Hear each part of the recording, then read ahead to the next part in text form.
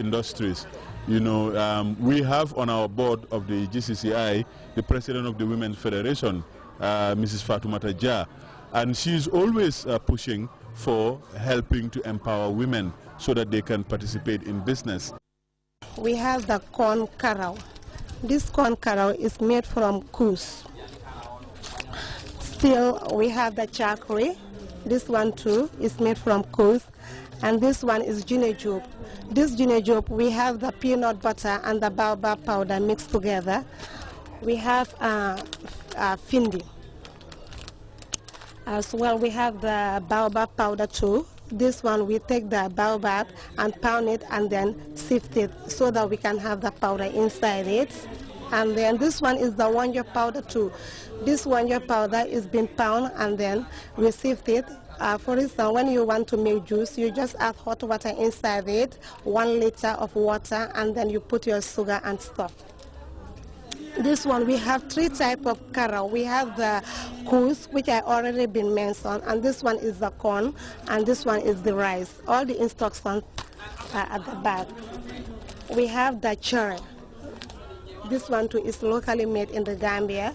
We have the churagata too as well, and we have the beans powder, and we have the mbahal rada. Many people doubt how we manage to make the mbahal, but as I always say, when you want good things, you need to take your time so that you can make it. Things are not difficult, it's not that we are lazy to make things.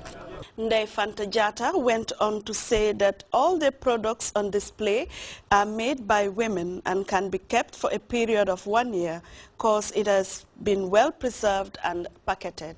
Many people used to ask now whether if at all you already opened the packet, if you use and leave some, whether it's going to be spoiled.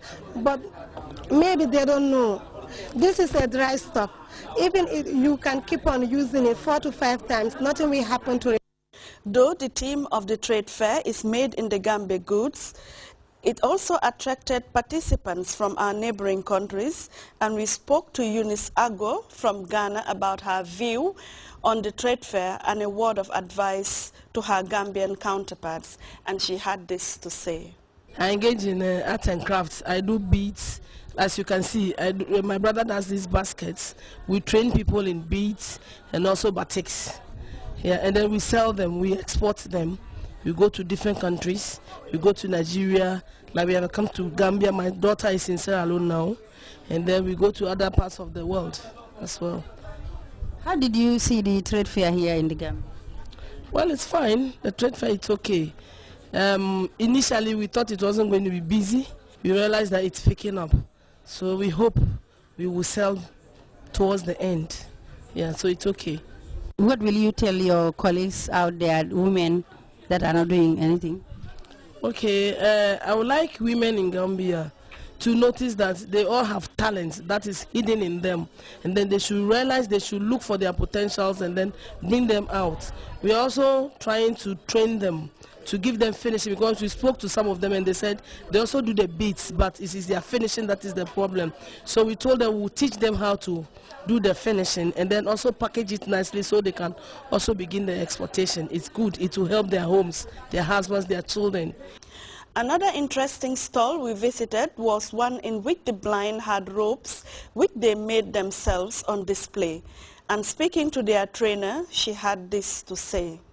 Ibrahim Traorli, who is my project manager for my business, which is Rug Aid, a charity. I'm operating in Govey School, teaching the young adults how to make these rugs.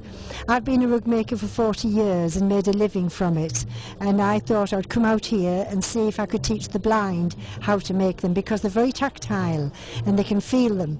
And so we collect all the scraps from the tailors, anybody we can get fabrics from, we cut them up, and these are the rugs that they're making.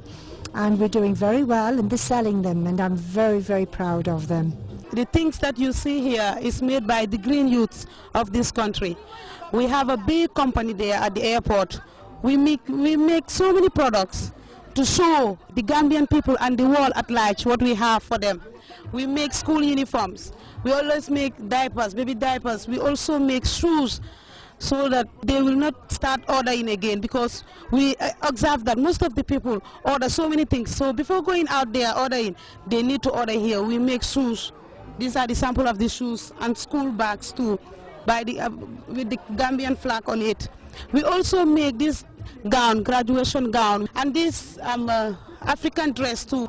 We have different sizes. We have different sizes and different type of colors and different type of materials here in the company. We also make these decorations.